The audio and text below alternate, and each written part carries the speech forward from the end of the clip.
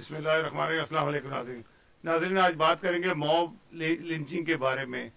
ये जो हिंदुस्तान के अंदर मुख्तलिफ वीडियोस बनाते हैं जो मुसलमानों के साथ जुल्म करते हैं। कोई स्टूडेंट आ रहा है तो उसको 5-6 लड़के मिल के खूब मारते हैं और इतना बुरी तरह से मारते हैं कि उसको सर पे मार रहे हैं, जिस्म पे मार रहे हैं और बाज़ दफ़ा तो उनको मार भी देते हैं।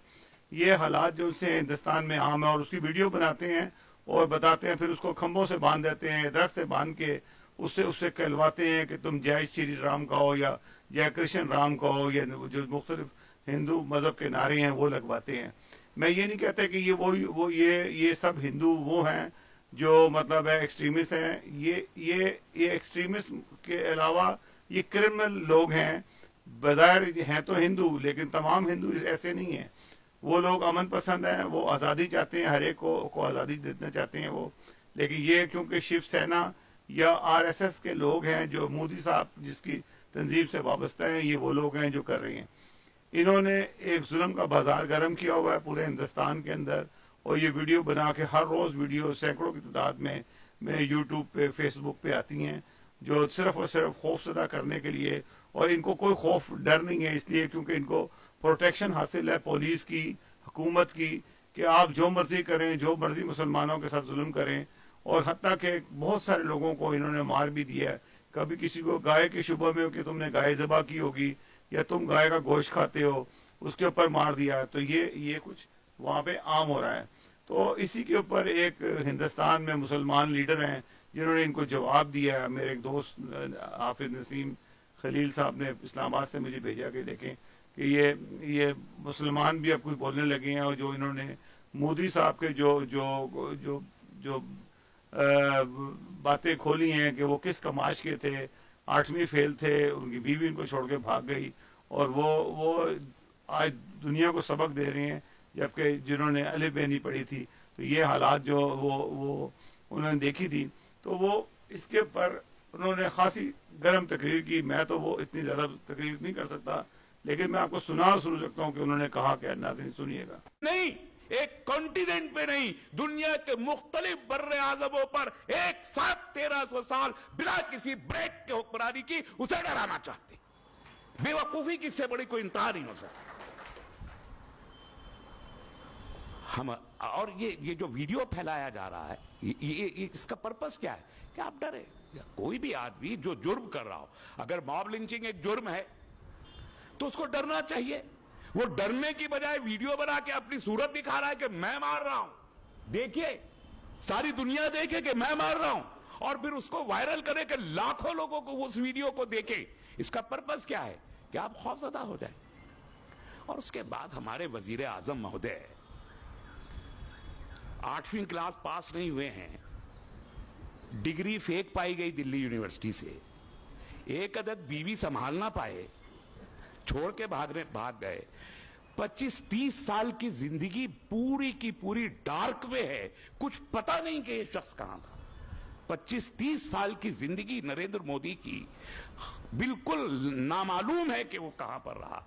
एक ऐसा शख्स प्राइम मिनिस्टर बन के आता है तो अब वो साइंस भी पढ़ा रहा है, वो इकोनॉमिक्स भी पढ़ा रहा है, वो मैथमेटिक्स भी पढ़ा रहा है, वो केमिस्ट्री भी पढ़ा रहा है। अरे 8वीं आप पास नहीं हुए, 10वीं क्लास के बच्चे एग्जाम कैसे पास करें, वो टेलीविजन पे खड़े होकर पढ़ा रहा है। मुल्क की बदकिस्मती ये है, 5 ट्रिलियन की इकोनॉमी बनाने वाले आदमी ने 8% की जीडीपी को 5% पे पहुंचा दिया। 5%। और डारा क्या है?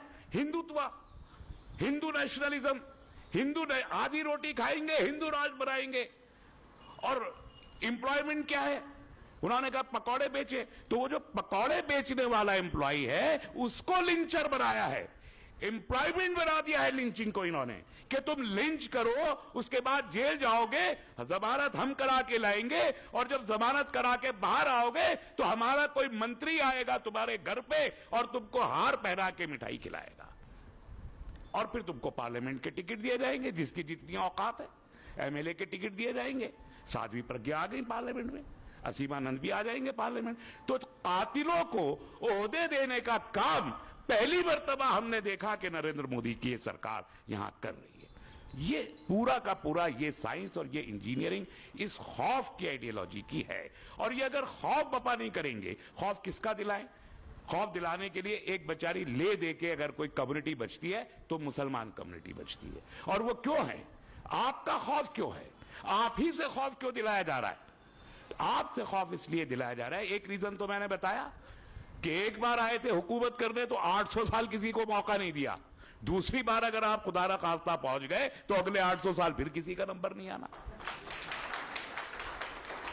کیوں بھائی؟ اس لیے کہ آپ وہ کہتے تلوار کے ذریعے سے آئے تھے, تلوار کے ذریعے. اچھا میں کہتا ہوں چلیے مان لیا, کیوں ہم کہیں کہ سر نہیں آئے تھے تلوار کے؟ تھا ہمارے اندر دم بھائی, ہم آ گئے تلوار کے ذریعے. ہماری تلوار میں دم تھا, تمہاری تلوار میں دم نہیں تھا. تمہاری ڈھالیں ٹوٹ گئی تھی, ہماری تلوار جیتی تھی. مان لیا میں نے ایک منٹ کے لیے.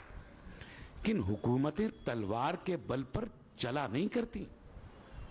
مجھے ہندوستان, دنیا کی معلوم انسانی تاریخ میں ایک حکومت کوئی بتائے کہ جو تلوار کے ذریعے بنی ہو اور 20 سال, 10 سال, 5 سال, 40, 50 سال اس سے زیادہ چلی ہو. ایک حکومت کا نام بتائے.